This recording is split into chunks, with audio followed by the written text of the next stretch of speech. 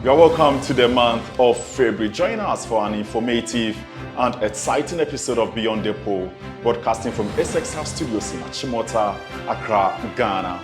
We shed light on issues that matter most and discover the stories that shape our communities. Here are the headlines.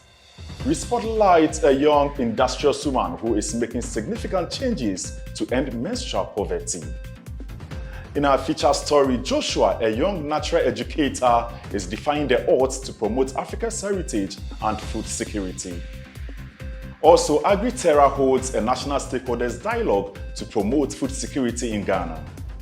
And for our international headline, my colleague in Nairobi, Kenya, provides us with insights on the revolution happening in the food industry with the advent of robotics. Now, in our paparazzi segment, we take a look at major happenings in the month of February. We have these stories and more updates in store for you. Stay tuned for more. My name is Mike Kojo Frimpong.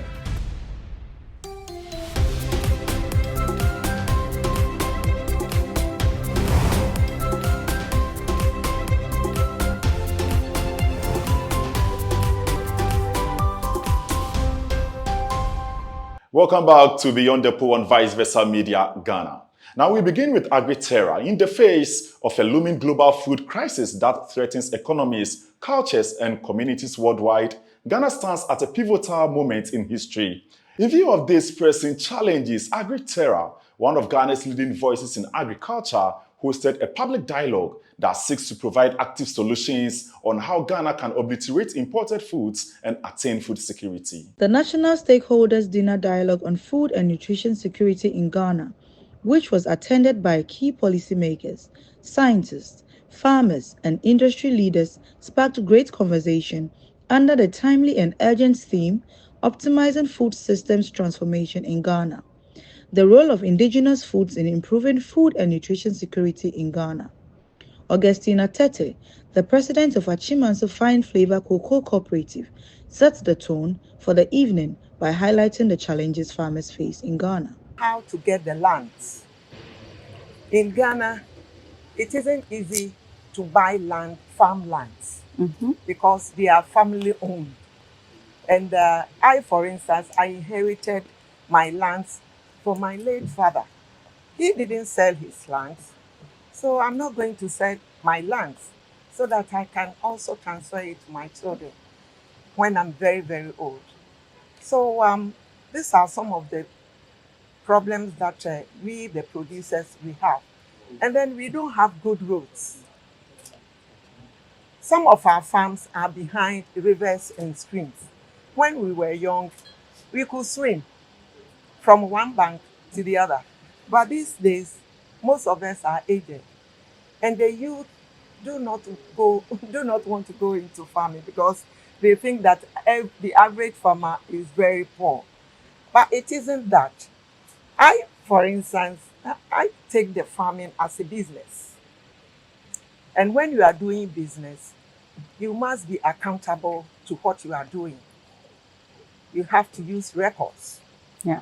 But the normal farmer doesn't do that. The only thing they do is just get up, get somebody to go and weed, or a laborer. You pay the person. They are forgetting that the money that they are paying at the end of the day should be taken out of the money that you receive for your product. So most farmers are always at a loss because of lack of accounting system. Joseph Ifa Enin, a senior government official at the Fisheries Commission, appealed for policy reform to regulate food import and increase the purchase and consumption of local foods. Consumption preferences. Most of our Ghanaians or even the youth do not prefer what we produce in our country. So they have their own preference for the kind of food they want to eat. So they mostly rely on the imported foods. For instance, they like perfumed rice compared to our local rice. And most of the time too, when the rice is produced, for some places, it is not well processed. And so when you are eating the rice and then you have to crack on a stone in the rice, it puts you off sometimes. But I think there's a lot of education and there's a lot of improvement in that area as well of late. Dr. Nalamle Emisa, a senior lecturer at the Department of Crop Sciences at the University of Ghana, also shared some insights on how we can improve our food system. We should start by establishing clear channels. This engagement is one of the unique ones in that you've brought together partners from all key stakeholders. And I think it's very important that we continue to talk and to establish what it is that we find important. We need to prioritize and plan. It's very important that we plan and know exactly what it is that we want to achieve, who are the key partners and who key players in within that area, and then see how to achieve a common goal as compared to us working in silos. Now, in our next story, menstrual poverty is a significant yet often neglected issue that impacts millions of girls and women in Ghana. This challenge extends beyond natural biological process of menstruation, transforming into a source of shame, hardship, and lost opportunities, especially in rural areas where access to sanitary products is limited. In response to these pressing challenges, Amdiya Abdul Latif, CEO and founder of Ecomi Africa, has initiated efforts to improve menstrual health across Ghana through reusable sanitary pads. Amdiya Abdul Latif, the founder and CEO of Ecom Africa, has initiated efforts to improve menstrual health across Ghana. Her mission focuses on innovation, sustainability, and a strong commitment to social impact, aiming to provide every girl and woman with safe, affordable, and environmentally friendly menstrual care options. Journey started after national service. So after my national service, I was posted to a rural community as a service teacher, that is neighboring community. So when I got there, a lot of my female students were actually struggling. They were missing school days. Some were actually because of extreme poverty, inequality, and other development. I realized some of them were actually missing school days because of sanitary pads, and some of them resorted to unhygienic means like rags and socks. Newspapers were very common. So I decided to help. Extend to other communities. That was when we were hit with the biggest challenge. Every month, these young girls will call me. We need pad, madam. At the end of the month, we still need pads. So I needed to think sustainable. In communities like Nehebere in Ashanti region, menstruation remains a silent struggle, often dictating the opportunities available to women and girls. A report from the United Nations Children's Fund, UNICEF, indicates that 95% of girls in rural areas in Ghana miss up to 20% of school days because they lack access to sanitary pads. Also, the price of menstrual products make it quite difficult for these girls to afford these necessities. The idea of reusable pads came to me through my research. I did a lot of research, how do I help these girls? So it kept me awake at night. I remember there was a time I just bumped into it. And then I was like, wow, idea of reusable. How do you reuse a pad? I was very skeptical about it until I decided to explore further.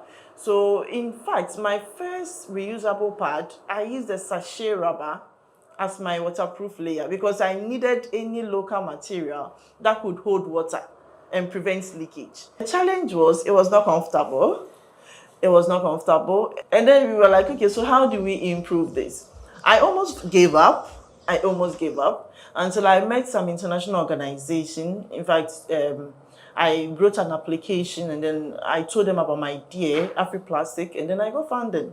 I lead a team at Ecomi Africa, and we work with socially disadvantaged women along the value chain to locally produce high quality, eco-friendly and affordable reusable sanitary pads.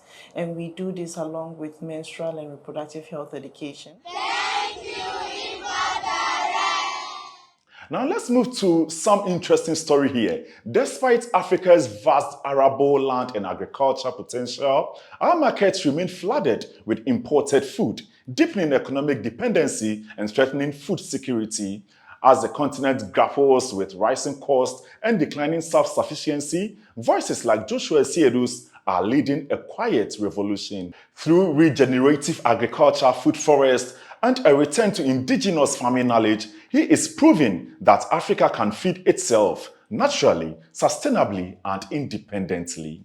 I'm from here, Ghana, from the eastern region itself, as well from Italy. My mother is Italian and my father is Ghanaian. My mother is from the south of Italy, a beautiful place called Napoli. I was brought up in Milan, though, in the city, a bit outside of the city, in the suburbs. And then at the age of 20, I remember I was already fed up with the type of lifestyle, a very materialistic, consumeristic type of way of living in a very post-colonial system, Western system, racist system as well. And I never felt home in that context. Don't get me wrong, I had friendships and beautiful bonds, but to truthfully feel, I never felt home. This is an example of self-sufficiency and self-reliance. He created this with his bare hands from the ground, from what he defines as Asasia Edemano. Asasia gave him this to create what he has here, a shelter for himself.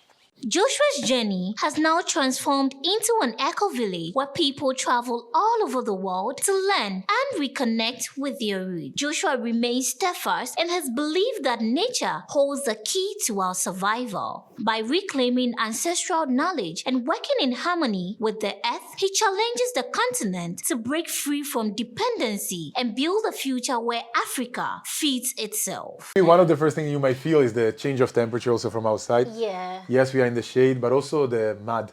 The clay has thermal properties that allows you to feel cooler during hot days and warmer during cold days. So it really works magically as well.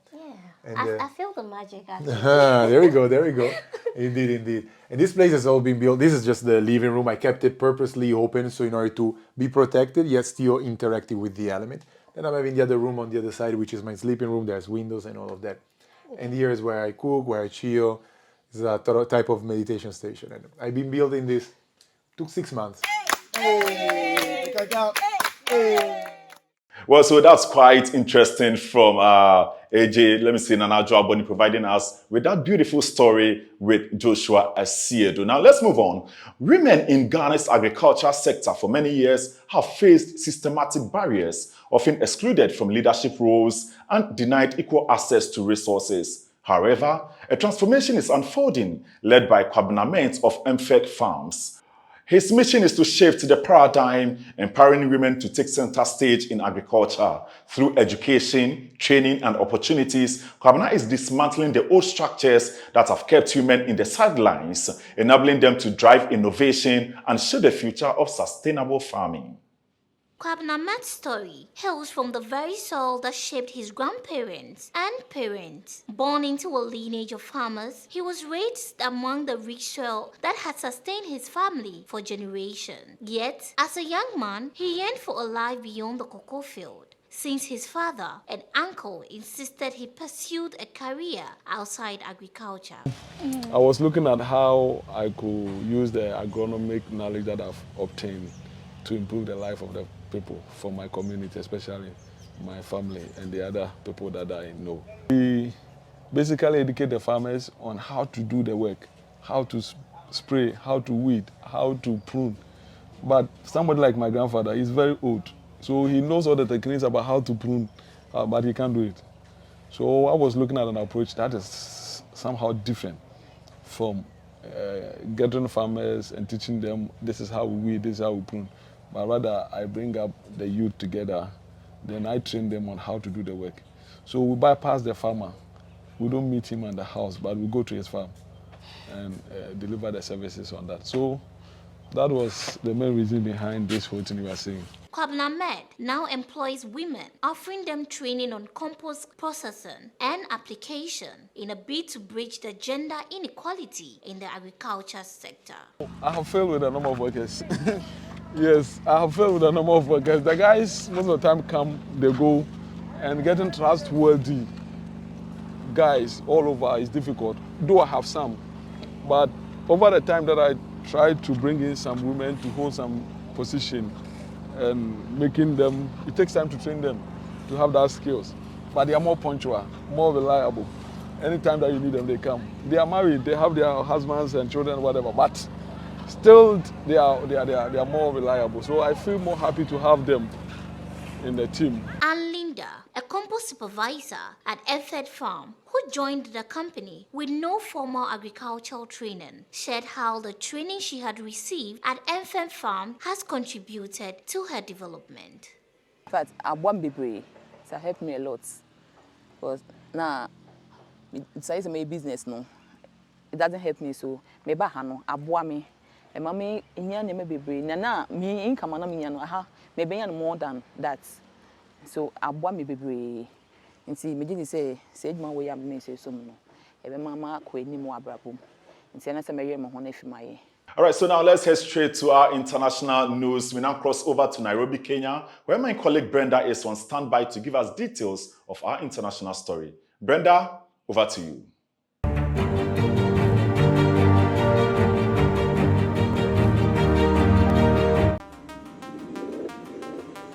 Restaurants are increasingly adopting to modern technology in various key ways to improve efficiency, enrich human experiences, and streamline operations. I'm in Robot Cafe, the most talked about restaurant in Nairobi right now. And it's not just a place to eat, it's an experience.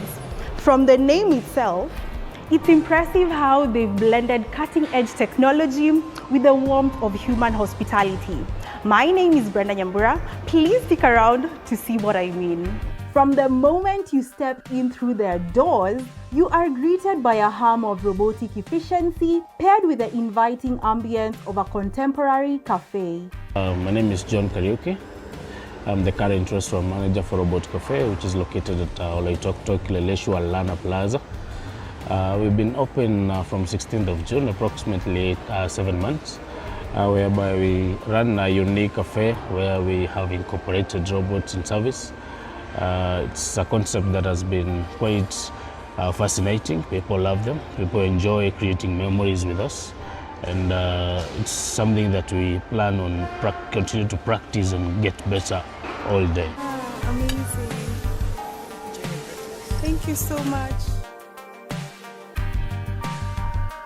These machines right here navigate the dining area using sensors and GPS technology, autonomously avoiding obstacles and delivering the right orders to the right tables. This is Claire, by the way, and how cool is this? It also reduces labor. Probably I've sent it to a table to deliver food. I don't have to follow it. I have to attend to another client.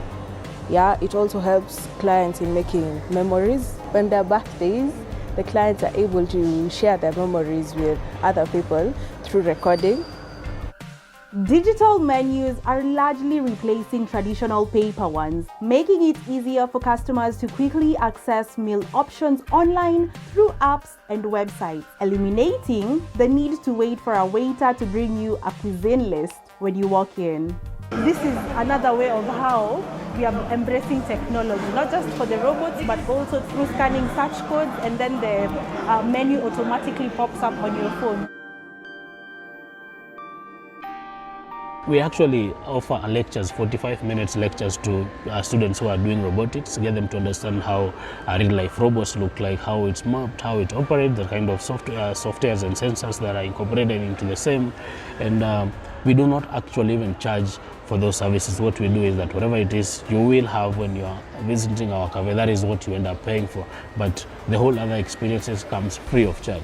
And that is our way of giving back to the community. That means we are trying to support as many young people out there who are ready to learn and get to understand the new innovations that are actually happening in the country. We have to be creative enough to always come up with different things, because there is so much we can do. We are not limited. We might be so many in terms of numbers. We might be living in an era that is not going to be financially like supporting everybody. But then with all the challenges that are facing, you just need to come out and provide a solution.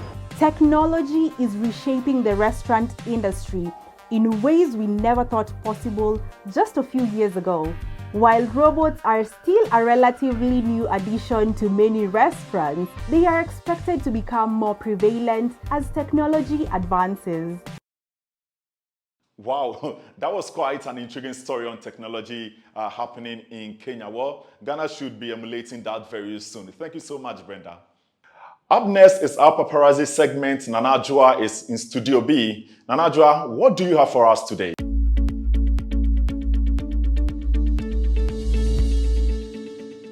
Thank you, Kojo. I have very, very interesting updates for you. So yes, grab a popcorn and yes, grab a bottle of wine because it's about to go down. But before I get into it, yes, I want to know, how did Val's Day treat you? How did the month of love treat you? For me, it treated me so well. But unfortunately, it treated a gentleman I have in the studio so terribly. He was gnashing on Val's Day. He was gnashing so badly. His name is Oliver Lamte. Hi, Oliver. Hi, Nagwa. Before I get... Is it the way you are laughing? I'm laughing because your face says it all. You're just mistaken, Nagwa. How did Val's Day treat you? It was amazing. Like, oh, wow. Superb. Did you receive gifts? Oh my God. Oh my God. The greatest gift ever. Okay. I received the greatest gift ever. And which is? A bar of chocolate? A gift of love from God. The greatest gift anyone could ever receive. No, I don't know why you are laughing. Isn't that a gift? We all know God loves us. And God doesn't need 14th of February to show us love. Yes. So what do you mean by received love from God? Yes, because he's continuously showing so me no that girl love. gifted you anything? Why do I need a girl to gift me something to be happy? While I have God's love, God's gift. You and I know you were gnashing on 14th February to the point that you had to reach out to me. Yanajua. I remember you literally asked me to be your Valentine. Yanajua, I was just trying to do you a friendly favor. I saw you, the day before Valentine, I saw you. I saw how down you were looking, and it hit me. Maybe this girl hasn't gotten a vows or something. So I said, oh, why don't I reach out to this girl to be a good friend? Ooh. And I did that. And you did a terrible job at that too. Can you show the viewers what you did? Are you sure you weren't moved? Because I saw it in your eyes. You were moved, Yanajua. How did you do it? No, show them. Viewers, be my judge, right? Let him gesture how he actually asked me to be his Valentine. Guys. Oh, here you have it. Do you want me to do it? If you want me to do it, you just leave a yes in the comments. If you don't want me to, I'm sure they want you to do it. I'm sure they want you to. Okay, I'm just going to give them a glimpse. I'm not going into detail. Okay. So first, what I did was, you already know. Why do I want you to tell them? First, I approach you with confidence. Okay. Then take your hands calmly. So aggressively like that. Come on. Okay, come on. Okay. Then place my hand on your hand to show kind of, you are secured with me. Oh. Yes. Okay. Then look at you intensely in your eye. Ooh. Look away. Look back at you. Bite my lower lips. Then raise my eyebrow. You see, she's already feeling it. I don't need to say much. Guys, it's so simple. I don't know why people find it so... That's why I hate myself during Valentine's Day. If you try this with any other girl, you would receive a resounding slap. So, just like the slap the gentleman who proposed to the lady received. Did you watch that video? That guy is suffering now. Before he could say, would you marry? He received a slap of his life. Why? This is what I don't understand about your gender. I don't know what you guys want from us. Like, do you guys want us to, I don't know, do you want us to lie down so that you step over us? Probably he said something wrong, He probably might have said something. Nanajua, who in his right sense will go down on one knee, bring out a box, like a ring box or whatever, at a public place? Why are you being emotional about crazy? it? I'm not being emotional. For a minute, I had to zoom in to be sure if it wasn't you. Because you were so single and you were gnashing. I wanted to be sure, is that not my boy? Is that not Oliver? So, but when I zoomed, I said, no, this physique doesn't depict it. It can never be me. It could have been you. Oh, it can never be me. It is possible. Oh, no. You were so desperate. Oh, no, it is possible. I have the love of God. Then we had our Spider-Man and Spider-Woman chopping love. That guy. You, Spider-Man, no one said to go and put on costume. If you want to put on the costume, now go and catch criminals during Valentine's Day. You were chopping love. What Atreus' mother was being attacked to take his jet money to go and buy goods from the town. She has been attacked and the money was taken from her. You, Spider-Man, you were chopping love with Spider-Woman. The highlight of it was the video circulating on there was a life-size teddy bear, in a mini truck that was being transported to a woman's. I mean, I'm like, it wasn't even covered. So by the time he gets there, won't it be dusty? Totally dirty. Hey, we need tutorials on love. Like his romance, did he read it from a book? I don't understand. I'm sure he got it from you. I don't think this kind of romantic things. I'm very certain. Please, forget about that unromantic guy. Let's talk about something better. It's possible. He got a tutorial from you. In his dreams. And also, we just released a new documentary on Joshua Isiedu. Make it a point to go watch that. It is on food security, how Africa, how Ghana, we can actually attain food security. Yeah. Go watch that documentary. It is a must watch. Up until next time, we know how we do it. It's bye. That was quite interesting from Nana Joa and Oliver. Well, it was Father's Day, so the guys, I'm sure you were either accepted or neglected. All the same, happy Father's Day to all of you in the month of February. Thank you so much for watching. This is the end of this month's edition of Beyond the Pole, broadcast from SXR Studios in Achimota, Accra, Ghana. See you again in the month of March. By the way, do want to follow us on our social media handles, Facebook, Instagram, Twitter, let me say X, and on YouTube, it is Vice Versa Media Ghana. My name is Mike Kojo Frimpong.